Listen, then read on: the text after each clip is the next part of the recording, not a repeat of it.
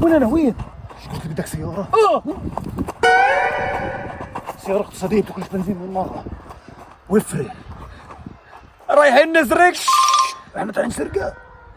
لا طيب احنا مش طالعين سرقة، كيف سواقتك؟ سيد من سايق بتسألني سؤال بايخ زيك؟ شاطر؟ افا عليك، انا طلعت 40 درس، 40 درس اخذتهم، والتست الرابع جبتها. في ناس بتدفع مصاري مشان تاخذ الرخصة، انا طلعت محسوبك بدراعي. ما بدفعش مصاري انا. تستات؟ هذا جحشني. ها؟ ولا شيء. الحقني وبدون صوت، هبط صوت كهرباء زي ما بسوي سوي. تعال يلا.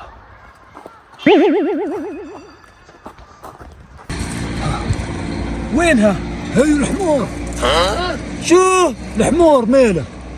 انا بدي سيارة بديش حمار. ليش قلت بدك ايش بكلش بنزين؟ ها الحمار بكلش بنزين.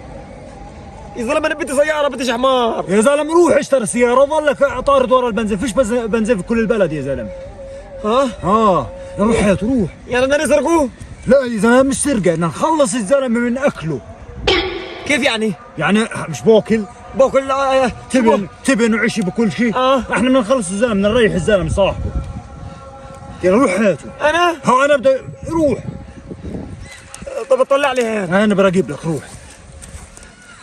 انا خايف. لا اذا بتخافش انت سبع. انت طبع. انت سيد الرجال.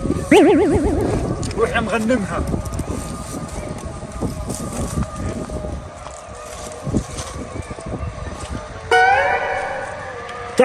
تعال نسيت اقول لك الزلمه مدمي، صاحب الحمار مدمي. هاي هجموا عليه.